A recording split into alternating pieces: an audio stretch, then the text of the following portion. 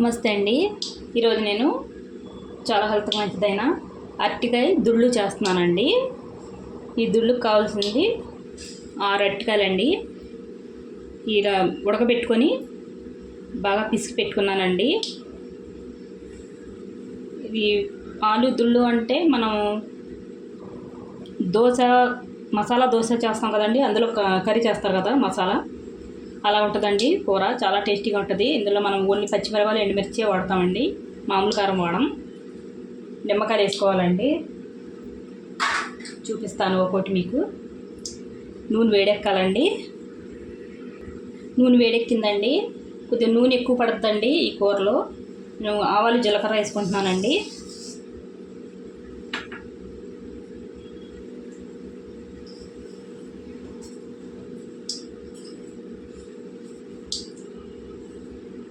ఎండుమిరపకాయలండి 4 వేసుకున్నానండి. ఎండుమిరపకాయలు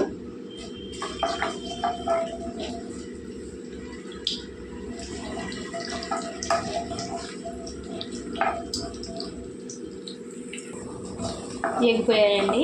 కరివేపాకు వేసుకున్నామండి. కరివేపాకు వేగిందండి. చూడండి, ఉల్లిపాయలండి సన్నగా కోసుకున్నాను. 2 పెద్ద సైజు ఉల్లిపాయలండి, పెద్ద సైజు అండి. ఒక 10 పచ్చిమిరపకాయలండి. ఇవన్నీ వేసేసుకోవాలండి. మనం కారం ఏమి వేసుకోవండి, దాని గురించి పచ్చిమిరపకాయలు వేసుకున్నానండి ఎక్కువ. ఇదే కారం అండి మనకి. కారం ఎక్కువ ఉంటేనే బాగుంటుందండి ఇందులో. ఈ కారం అంటే పచ్చిమిరపకాయల కారం అండి, దాని గురించి ఎక్కువ వేసుకున్నాను నేను. వేగటానికి రుచికి తగినంత ఉప్పు వేసుకుందామండి. చూసుకొని వేసుకోవాలండి. పసుపు అండి 1 చెంచా వేసుకోవాలండి. చెంచా మీద కొద్దిగా ఎక్కువ పడిందండి. బాగా ఏగనివ్వాలండి. ఏగటమే లేట్ అండి, చాలా తొందరగా అయిపోద్దండి కూర. మనం ఆల్రెడీ అరటికాయలు ఉడకబెట్టేస్తున్నాం కదండి, దాని గురించి తొందరగా అయిపోద్ది. చూడండి, 2 నిమ్మకాయలు తీసుకున్నానండి. నిమ్మకాయలు రసం ఎక్కువ ఉంటే ఒకటే సరిపోద్దండి, లేకపోతే చూసుకొని వేసుకోవాలండి. 2 నిమ్మకాయలు లాస్ట్లో వేసుకోవాలి. ఏగాలండి. వేగిన తర్వాత చూపిస్తాను మీకు. చూడండి, ఉల్లిపాయలు వేగాయండి. ఇంకొద్దిగా ఏగాలండి.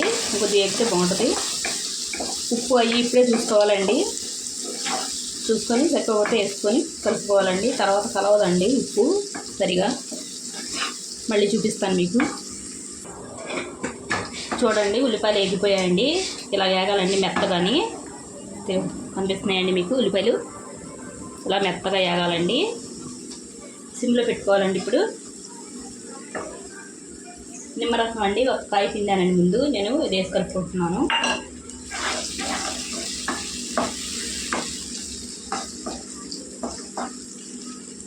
చూసుకోవాలండి నిమ్మరసం సరిపోయిందో లేదో.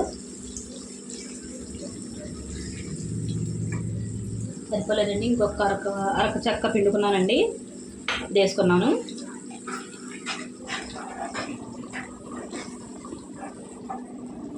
పులుపు చూసుకొని వేసుకోవాలండి. మరీ ఎక్కువ ఉన్నా బాగుండదండి టేస్ట్. మనం ఇందాక అరటికాయలు ఉడకబెట్టుకొని పిసుకుంచుకున్నాం కదండి, అవి వేసుకోవాలండి. చూడండి, ముక్కలు చిన్న చిన్న ముక్కల కింద అలా ఉంటాయండి. పిసిగితే చూడండి పొడుం కింద ఉంటుంది. ఇది వేసుకోవాలి ఇప్పుడు. ఇదంతా బాగా కలిసిలా కలుపుకోవాలండి.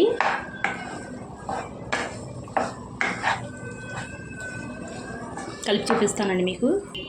చూడండి, ఇలా కలిపేసుకోవాలండి. ఇలా కలుపుకుంటే సరిపోద్దండి. ఇంకాని దించేసుకోవచ్చు. కొత్తిమీర కూడా వేసుకోవచ్చండి ఉంటే.